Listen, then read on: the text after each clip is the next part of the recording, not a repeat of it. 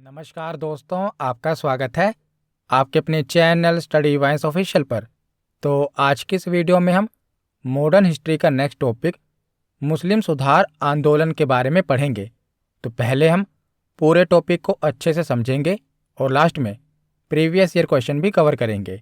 तो चलिए बिना देरी किए हुए वीडियो को शुरू करते हैं। तो चलिए वीडियो की शुरुआत करते हैं। तो 19वीं सदी में अनेक मुस्लिम सुधारवादी आंदोलन हमें देखने को मिलते हैं। तो इस वीडियो में हम पहले अलीगढ़ आंदोलन और इसकी शुरुआत करने वाले सर सैयद अहमद खां के बारे में पढ़ेंगे। उसके बाद हम अहमदिया आंदोलन, देवबंद आंदोलन और लास्ट में प्रीवियस ईयर क्वेश्चन भी लगाएंगे। तो शुरुआत हम करते हैं अलीगढ़ आंदोलन से। तो 19वीं शताब्दी के उत्तरार्ध यानी कि बाद में, तो 19वीं शताब्दी के बाद में मुस्लिम समाज में सुधार संबंधी आंदोलनों की शुरुआत होती है। तो मुस्लिमों में सुधार आंदोलन के प्रणेता सर सैयद अहमद खां थे, जिन्होंने पाश्चात्य शिक्षा ग्रहण कर यानी कि वेस्टर्न एजुकेशन ग्रहण करके मुस्लिम धर्म में व्याप्त दोषों को दूर करने तथा मुस्लिमों में शिक्षा के प्रसार पर बल दिया था। तो सर सैयद अहमद खां ने मुस्लिम समाज में पाश्चात्य एवं आधुनिक शिक्षा के प्रसार के लिए व्यापक आंदोलन चलाया और इसके साथ ही सर सैयद अहमद खां ने इस बात पर भी बल दिया कि मुस्लिमों एवं अंग्रेजों के संबंध ठीक बने रहें ताकि मुस्लिमों के विकास में बाधा उत्पन्न न हो। तो सर सैयद अहमद खां चाहते थे कि जो मुसलमान है ना, ये अंग्रेजी सत्ता का विरोध न करें, बल्कि जो वेस्टर्न एजुकेशन है, आधुनिक शिक्षा है, उसे अपनाएं और सरकारी नौकरियों में बढ़ चढ़कर भाग लें। ये सर सैयद अहमद खां चाहते थे। तो सर सैयद अहमद खां के बारे में आगे हम पढ़ते हैं। तो सर सैयद अहमद खां का जन्म 17 अक्टूबर 1817 को दिल्ली में हुआ था और 1839 ईस्वी में आगरा के कमिश्नर दफ्तर में ये क्लर्क बने थे और 1841 ईस्वी में मुंसिफ की परीक्षा पास कर इन्होंने मुंसिफ के रूप में मैनपुरी में नियुक्ति हुई। तो ये अंग्रेजों के अंडर काम करते थे और 1857 के विद्रोह के समय ये ब्रिटिश ईस्ट इंडिया कंपनी के न्यायिक पद पर थे। तो जब 1857 की क्रांति हो रही थी ना, तो ये ब्रिटिश ईस्ट इंडिया कंपनी के न्यायिक पद पर थे। तो इनकी विचारधारा क्या थी सर सैयद अहमद खां की? तो 1857 की क्रांति की असफलता से इन्होंने कई निष्कर्ष निकाले थे, वो हम देख लेते हैं। तो इनका पहला निष्कर्ष तो ये था कि अंग्रेजी सत्ता का विरोध आवश्यक नहीं है। दूसरा निष्कर्ष था कि मुस्लिम समाज की दशा में सुधार अंग्रेजी सत्ता में रहते ही किया जा सकता है, ये इनका मानना था। और तीसरा निष्कर्ष था कि इसके लिए मुस्लिम समाज को आधुनिक शिक्षा के द्वारा सरकारी नौकरियों में भागीदारी बढ़ानी होगी। तो इनका मानना था कि मुसलमानों को अंग्रेजी सत्ता का विरोध करने की आवश्यक नहीं है, उन्हें अंग्रेजी शिक्षा अपनानी चाहिए ताकि वो सरकारी नौकरियों में बढ़ चढ़कर भाग ले सकें, यानी कि ऊपर के ओहदे पर आ सकें। तो आगे अब हम देखते हैं कि सर सैयद अहमद खां के कार्य क्या क्या हैं, जो कि हमारे एग्जाम के लिए मोस्ट इम्पोर्टेंट हैं। तो सर सैयद ने 1857 की क्रांति पर असबाब बगावत हिंद नामक पुस्तक लिखी थी। वेरी वेरी इंपॉर्टेंट, कई बार एग्जाम में पूछा गया है कि असबाब बगावत हिंद ये पुस्तक किसके द्वारा लिखी गई है? तो सर सैयद अहमद खां के द्वारा ये पुस्तक लिखी गई है। उसके बाद 1864 में इन्होंने गाजीपुर में एक साइंटिफिक सोसाइटी की स्थापना की थी और बाद में इसका कार्यालय अलीगढ़ में स्थानांतरित कर दिया गया था। तो ये साइंटिफिक सोसाइटी क्या थी? तो साइंटिफिक सोसाइटी का कार्य अंग्रेजी पुस्तकों का उर्दू में अनुवाद करना था। तो साइंटिफिक सोसाइटी का काम क्या था कि जो भी अंग्रेजी पुस्तकें हैं उसका उर्दू में अनुवाद किया जाए ताकि मुस्लिमों तक जो अंग्रेजी शिक्षा है उसे पहुंचाया जा सके। उसके बाद 1870 में इन्होंने अपने विचारों के प्रचार के लिए फारसी भाषा में तहजीब उल अखलाक नामक पत्रिका निकाली थी। तहजीब उल अखलाक इसका मतलब क्या हुआ? सभ्यता और नैतिकता। तो तहजीब उल अखलाक पत्रिका किसके द्वारा निकाली गई थी? तो ये सर सैयद अहमद खां के द्वारा निकाली गई थी। उसके बाद 1875 ईस्वी में अलीगढ़ में मोहम्मडन एंग्लो ओरिएंट स्कूल की इन्होंने स्थापना की थी और यह स्कूल बाद में 1878 ईस्वी में कॉलेज बन गया, यानी कि अपग्रेड हो गया और 1920 ईस्वी में यही कॉलेज अलीगढ़ मुस्लिम यूनिवर्सिटी AMU में परिवर्तित हो गया। तो ये इम्पोर्टेंट है, आपको पता ही है कि अलीगढ़ मुस्लिम यूनिवर्सिटी कहाँ पर है, तो ये अलीगढ़ में है। तो 1875 में सबसे पहले मोहम्मदन एंग्लो ओरिएंट स्कूल बनाया गया था और 1878 में यह स्कूल कॉलेज में अपग्रेड हो गया था और यही कॉलेज बाद में 1920 ईस्वी में अलीगढ़ मुस्लिम विश्वविद्यालय में परिवर्तित हो गया। तो आपसे यह पूछा गया है कि अलीगढ़ मुस्लिम यूनिवर्सिटी बनाने में किसका सबसे महत्वपूर्ण योगदान था, तो सर सैयद अहमद खां का। और अलीगढ़ मुस्लिम यूनिवर्सिटी कब बनी थी, तो 1920 में ये बनी थी। बनी क्या थी, जो ये कॉलेज था ना मोहम्मदन एंग्लो ओरिएंट, इसी को बाद में अलीगढ़ मुस्लिम यूनिवर्सिटी बना दिया गया। उसके बाद आगे देखते हैं। तो सर सैयद अहमद खां ने जब 1885 ईस्वी में भारतीय राष्ट्रीय कांग्रेस की स्थापना हुई थी ना, तो इसका विरोध किया था।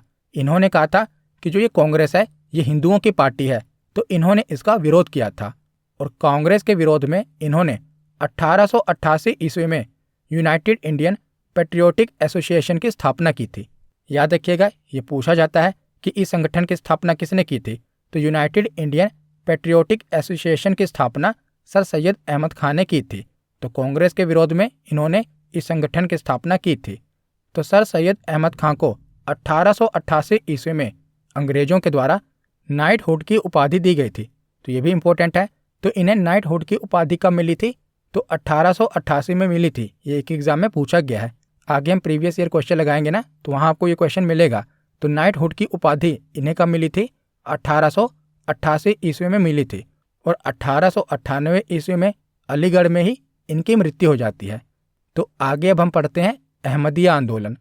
तो अहमदिया आंदोलन के प्रवर्तक मिर्जा गुलाम अहमद थे। तो इन्हीं के नाम से पड़ गया अहमदिया आंदोलन। इनका नाम क्या है, गुलाम अहमद।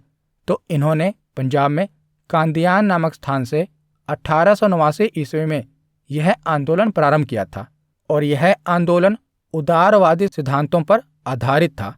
इन्होंने अपने ग्रंथ बहरीन अहमदिया में अपने सिद्धांतों का वर्णन किया है और मिर्जा गुलाम अहमद स्वयं को पैगंबर तथा पुनर्जागरण का वाहक कहते थे। तो जो ये मिर्जा गुलाम अहमद थे ना, ये अपने आप को पैगंबर का अवतार मानते थे। और 1891 ईस्वी में मिर्जा गुलाम अहमद ने अपने आप को मसीह उल मऊद अर्थात मसीहा घोषित किया और 1904 ईस्वी में इन्होंने अपने आप को श्री कृष्ण का अवतार घोषित कर दिया। तो मुसलमानों को ये कहते थे कि मैं पैगंबर हूँ और हिंदुओं को ये कहते थे कि मैं भगवान श्री कृष्ण का अवतार हूँ। तो ये थे मिर्जा गुलाम अहमद। तो इन्होंने ही अहमदिया आंदोलन की शुरुआत की थी। तो आगे अब हम देखते हैं देवबंद आंदोलन। तो देवबंद आंदोलन से आपको क्या क्या याद रखना है, तो देवबंद आंदोलन के प्रवर्तक मोहम्मद कासिम ननोतवी और रशीद अहमद गंगोही थे। तो इन दोनों के नाम आपको याद होने चाहिए, मोहम्मद कासिम ननोतवी और रशीद अहमद गंगोही। इन्होंने देवबंद आंदोलन की शुरुआत की थी। तो इन्होंने देवबंद में यानी कि सहारनपुर में एक स्कूल खोला था जिसका उद्देश्य था मुस्लिमों के लिए धार्मिक नेता प्रशिक्षित किया जाना, धार्मिक नेता तैयार करना। तो देवबंद स्कूल में अंग्रेजी शिक्षा एवं पाश्चात्य संस्कृति पूर्णतः वर्जित थी। तो जो देवबंद आंदोलनकारी थे ये सर सैयद अहमद खां के बिल्कुल खिलाफ थे, क्योंकि वो पाश्चात्य शिक्षा चाहते थे, पर देवबंद आंदोलन वाले पाश्चात्य संस्कृति के बिल्कुल खिलाफ थे। ये अंग्रेजी शिक्षा के खिलाफ थे, ये याद रखिएगा। और इस आंदोलन के दो मुख्य उद्देश्य थे। पहला उद्देश्य क्या था कि मुसलमानों में कुरान एवं हदीस की शुद्ध शिक्षा का प्रसार करना। तो जैसे स्वामी दयानंद सरस्वती ने कहा था ना कि वेदों की ओर लौटो, इसी प्रकार जो देवबंद आंदोलनकारी थे इनका मानना था कि मुसलमानों को कुरान और हदीस की तरफ लौटना चाहिए। मुसलमानों को कुरान और हदीस के रास्ते पर चलना चाहिए, इन्हें कुरान और हदीस पढ़ना चाहिए, इन्हें अंग्रेजी शिक्षा नहीं ग्रहण करनी चाहिए। ये देवबंद आंदोलनकारियों की विचारधारा थी। दूसरा उद्देश्य इनका क्या था कि ब्रिटिश शासकों के विरुद्ध जिहाद यानी कि धर्म युद्ध की भावना को जीवित रखना। तो जो सर सैयद अहमद खां थे यानी कि जो अलीगढ़ आंदोलनकारी थे, ये अंग्रेजों के प्रति नरम थे। उनका अंग्रेजों के प्रति रवैया उदार था और वो अंग्रेजी शिक्षा चाहते थे। पर जो देवबंद आंदोलनकारी थे ये बिल्कुल उलट थे। ये अंग्रेजी शिक्षा के खिलाफ थे। ये चाहते थे कि मुसलमान कुरान और हदीस को फॉलो करे और उसी के साथ ये अंग्रेजों के भी खिलाफ थे। तो देवबंद आंदोलन अलीगढ़ आंदोलन के विरुद्ध था और देवबंद आंदोलन ने कांग्रेस की स्थापना का स्वागत किया, जबकि अलीगढ़ आंदोलन कांग्रेस का विरोधी था। हमने पढ़ा था ना कि सर सैयद अहमद खां कांग्रेस की स्थापना के विरोधी थे, पर जो देवबंद आंदोलनकारी थे ना, ये कांग्रेस की स्थापना के विरोधी नहीं थे। इन्होंने कांग्रेस की स्थापना का स्वागत किया था। तो यहाँ पर हमारा थ्योरी सेक्शन कंप्लीट होता है। अब हम प्रीवियस ईयर क्वेश्चन लगाते हैं। तो पहला प्रश्न है कि अलीगढ़ आंदोलन किसके द्वारा शुरू किया गया था। तो अलीगढ़ आंदोलन आपको पता ही है, सर सैयद अहमद खां के द्वारा शुरू किया गया था। तो इसका सही जवाब क्या होगा? ऑप्शन डी इसका सही जवाब है। अगला प्रश्न है कि अलीगढ़ आंदोलन का उद्देश्य क्या था। तो पहला कथन है कि भारतीय इस्लाम का उदारीकरण व धार्मिक पुनर्व्याख्या। दूसरा कथन है कि सामाजिक सुधार के आधुनिक शिक्षा के जरिए भारतीय मुसलमानों का आधुनिकीकरण। तो इसका सही जवाब है ऑप्शन सी, यानी कि ए और बी दोनों ही कथन सही हैं। इस्लाम का उदारीकरण भी और दूसरा भारतीय मुसलमानों का आधुनिकीकरण। तो इसका सही जवाब है ऑप्शन सी। अगला प्रश्न है कि भारतीय राष्ट्रीय कांग्रेस का समर्थन एवं ब्रिटिश पक्षधर अलीगढ़ आंदोलन का विरोध करने वाला आंदोलन कौन सा था। तो किसने अलीगढ़ आंदोलन का विरोध किया था। तो इसका सही जवाब है ऑप्शन ए, देवबंद आंदोलन। ये कांग्रेस के साथ था, यानी कि इन्होंने कांग्रेस का समर्थन किया पर अलीगढ़ आंदोलन का विरोध किया था। तो इसका सही जवाब है ऑप्शन ए, देवबंद आंदोलन।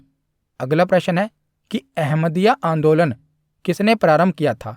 तो अहमदिया आंदोलन मिर्जा गुलाम अहमद ने प्रारंभ किया था। इसका सही जवाब है ऑप्शन ए। अगला प्रश्न है कि मुस्लिम सुधार आंदोलनों के बारे में निम्नलिखित कथनों पर विचार करें। तो पहला कथन है कि अलीगढ़ आंदोलन ने मुस्लिम समुदाय में सामाजिक दुर्व्यवहारों को सुधारने की कोशिश की और मुसलमानों के बीच पश्चिमी शिक्षा की वकालत की। तो ये तो सही है।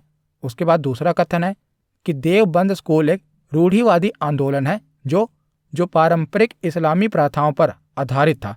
तो ये भी कथन सही है, यानी कि अलीगढ़ आंदोलन पश्चिमी शिक्षा की वकालत करता था और जो देवबंदी थे ये इस्लामी प्रथाओं पर आधारित थे। तो इसका सही जवाब क्या होगा कि 1 और 2 दोनों ही कथन सही हैं।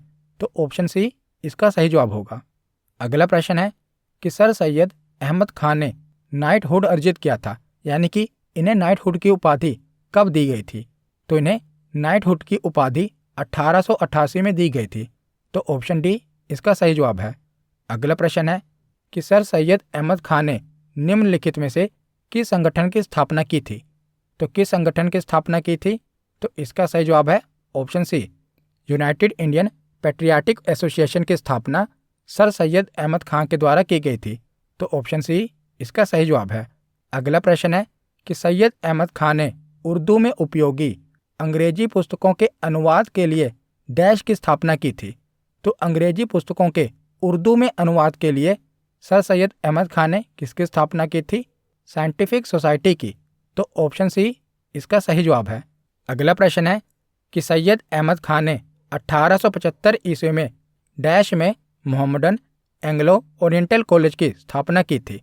तो कहाँ पर एंग्लो ओरिएंटल कॉलेज की स्थापना की गई थी। तो अलीगढ़ में, और बाद में इसी का नाम बदलकर अलीगढ़ मुस्लिम यूनिवर्सिटी कर दिया गया था 1920 में। तो इसका सही जवाब है ऑप्शन ए, अलीगढ़। अगला प्रश्न है कि हिंदू और मुसलमान एक सुंदर वधू की 2 आंखें हैं, यह शब्द किसने कहे थे। तो आपको बताना है कि यह शब्द किसके द्वारा कहे गए थे। तो हमने पीछे नहीं पढ़ा, पर यह क्वेश्चन इंपॉर्टेंट है, एग्जाम में पूछा गया है, इसीलिए मैंने कवर कर दिया।